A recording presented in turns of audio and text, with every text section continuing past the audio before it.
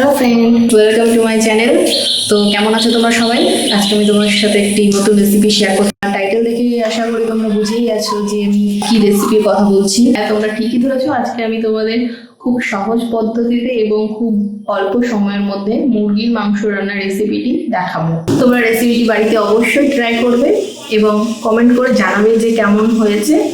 ভিডিওটা তোমরা লাস্ট পর্যন্ত দেখো এবং ভালো লাগলে লাইক, শেয়ার, কমেন্ট তো অবশ্যই করবে এবং আমার চ্যানেলটিকে সাবস্ক্রাইব করতে একদম ভুলবে না। নতুন নতুন রেসিপি সবার প্রথমে পাওয়ার জন্য পাশে থাকা বেল আইকনটি অবশ্যই প্রেস করবে। ধন্যবাদ। এখানে আমি 1 কেজি মুরগির মাংস ভালো করে ধুয়ে নিয়েছি। 2টো মিডিয়াম সাইজের আলু, 1টি টমেটো, 2টি পেঁয়াজ, ধনেপাতা এবং সাথে নিয়েছি গোটা কয়েক শুকনো লঙ্কা, পরিমাণ মতো আদা ও 2টো রসুন। একসাথে গোটা জিরে ও গোটা গরম মশলা নিয়েছি। এবার আমি আলুগুলো খোসা ছাড়িয়ে নিচ্ছি।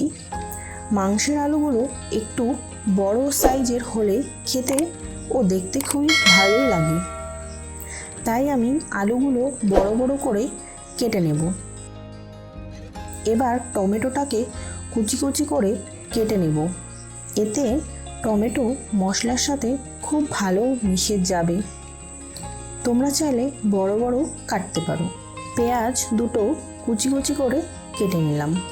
এবার আমি মশলাগুলোকে শিলে বেটে নেব। আদা,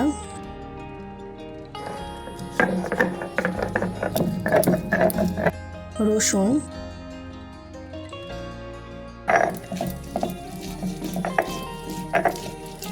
জিরে, শুকনো লঙ্কা। আমার বাটা শেষ। গ্যাসটা অন করে কড়াইটা চাপিয়ে পরিমাণ মতো তেল দিচ্ছি। ওই গরম তেলে কেটে রাখা আলুগুলো দিচ্ছি। একটু হলুদ ও লবণ। এবার লাল লাল করে আলুগুলো ভেজে নামিয়ে নিচ্ছি একটি পাত্রে।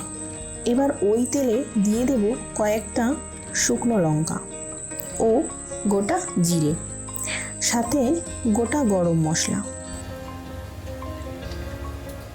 হালকা ভেজে ওর মধ্যে আমি পেঁয়াজ কুচি দিচ্ছি। পেঁয়াজগুলো ভালো লাল লাল করে ভাজা হলে টমেটো কুচি দিয়ে একটু নেড়ে তার মধ্যে দেব বেটে রাখা জিরে, আদা, রসুন। একটু নেড়ে ঢেকে দেব 1 মিনিটের জন্য।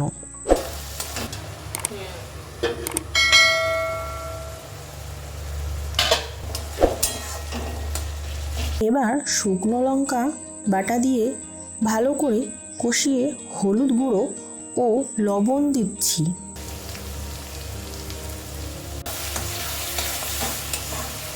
এবার ধুয়ে রাখা মাংসগুলো দিয়ে নেড়ে নিচ্ছি।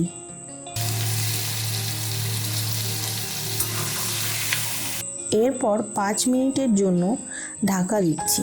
ঢাকা খুলে মাংসের মধ্যে গোটা 3 রসুন দিচ্ছি, কারণ মাংসের সঙ্গে গোটা রসুন খেতে খুব ভালোই লাগে। 5 মিনিটের জন্য ঢাকা দিচ্ছি। এবার ভেজে রাখা আলু দিয়ে দিচ্ছি মাংসের মধ্যে। এরপর ভালো করে কষিয়ে নেব।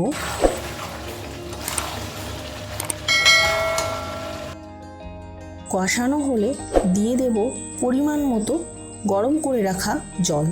আগুন হাই ফ্লেম রাখবো। মাংস ও আলু ভালো করে সিদ্ধ করে নেব।